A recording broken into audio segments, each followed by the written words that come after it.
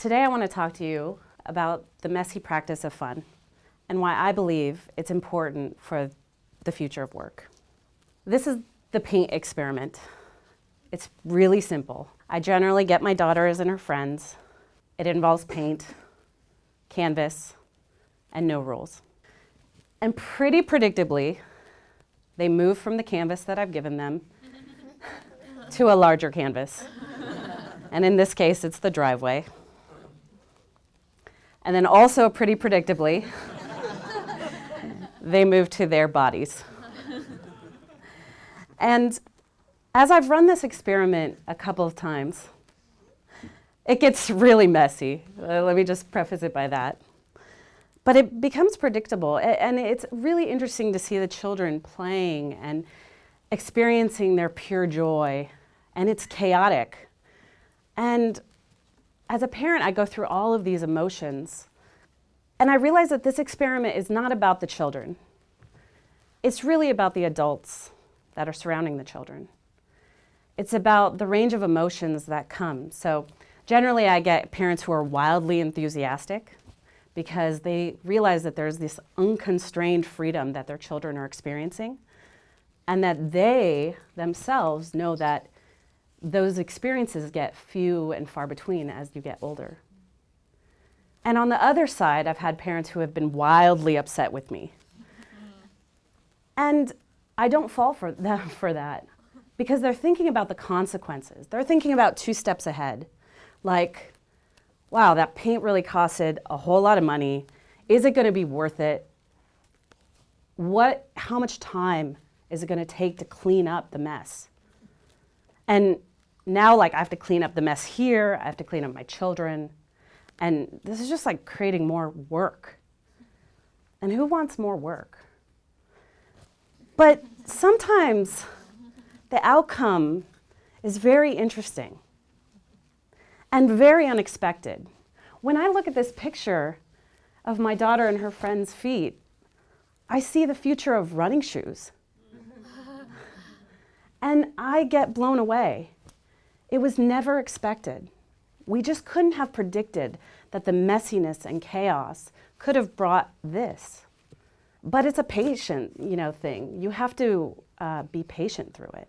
And it's a practice. And I realize that it's hard to balance the realities of life as an adult and the chaos that this type of creation brings. It's been said that creativity will be the economic driver for the 21st century. Yet studies have shown over and over that as we grow older, we become less creative. Things like rules and social norms and cultural bias, they shape our lives, and they become these invisible structures that it gets harder and harder to look around them. Americans work more than any other industrialized nation. The data shows that 2 out of 3 people are unhappy at work globally. The majority of work is narrow and confined. And if you're the lucky ones in the audience, you have room and freedom to get messy. But for the most part, work and passion are separate. Have you ever asked someone, oh, well, what do you do? And they say, well, this is my job, but this is really my passion. I really love this, but I have to do this to pay the bills. We're moving into a new world where structures are being broken down every day through technology. And we're moving into a new way of work. The Institute for the Future calls this the second curve world. We're leaving the world of industrialization, and we're moving into a world where creativity eclipses labor, where creativity and connection will create flexible open systems, and that these systems and organizations will be run by passionate and a few amount of individuals. And most of us in this room will work about 90,000 hours in our lifetime. That's 10 and a half years. So think about the loss of creative output if we're stuck in jobs that are fueled by our passion. The question is, how do we weave fun and creativity back as a viable option? Business is tuned for efficiency, and creativity is tuned for messiness. So how do we bridge these two worlds? What would it look like if 2 out of 3 people globally were fueled by their fun? In 2013, I started a lab called Zoo Labs that's trying to navigate and reimagine what work would be by bridging art and business with artists at the helm.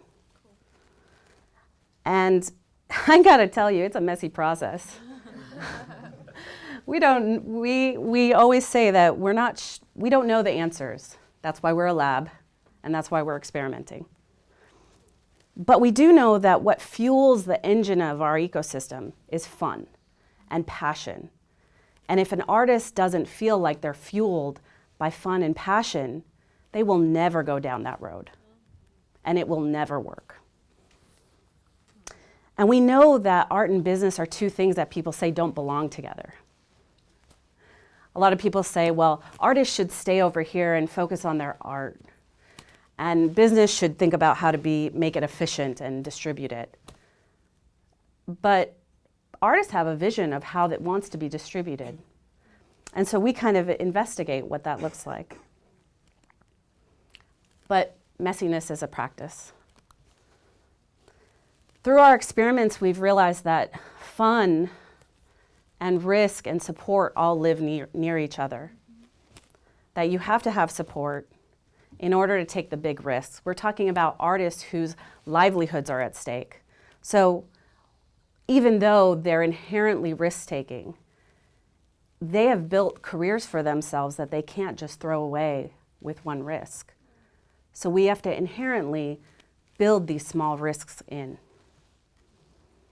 And then we have to test them with the market.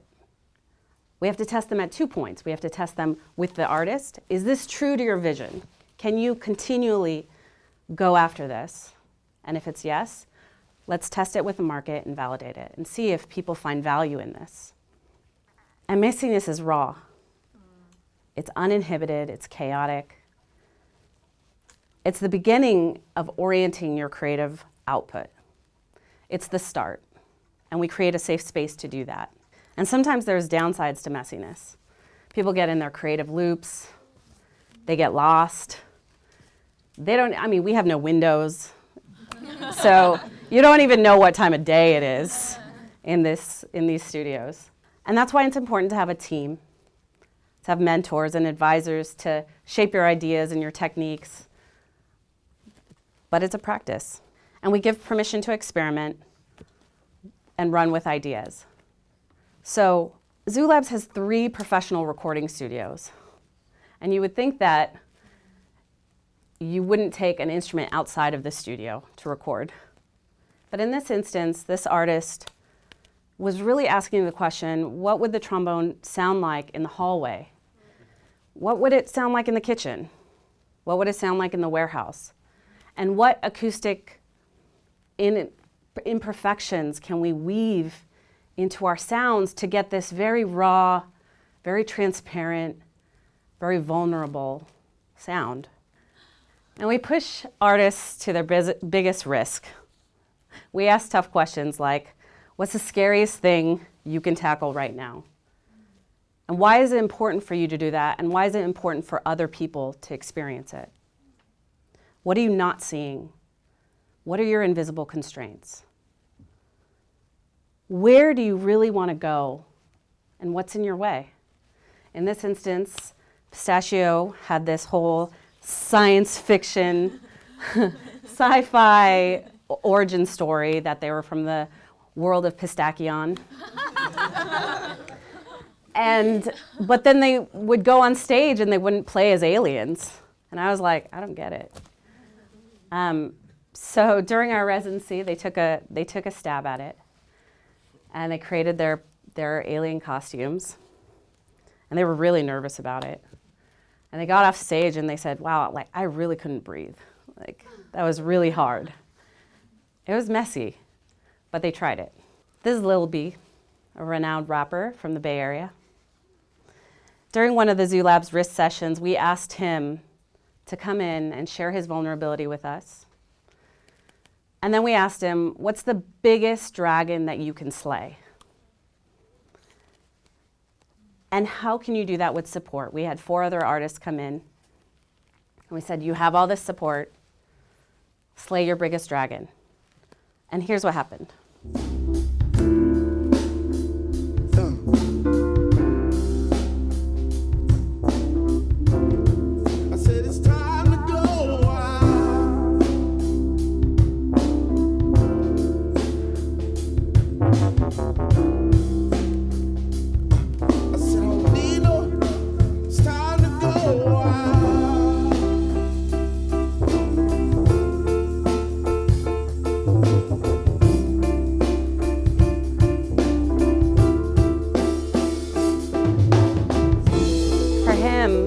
The dragon was to play a piano that he had never touched 3 hours before this performance.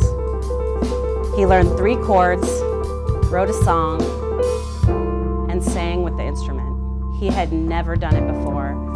And as a renowned rapper, he took a huge risk and performed it in front of his live audience. As a culture, we put so much value on perfection, but transparency in process can sometimes be just as powerful.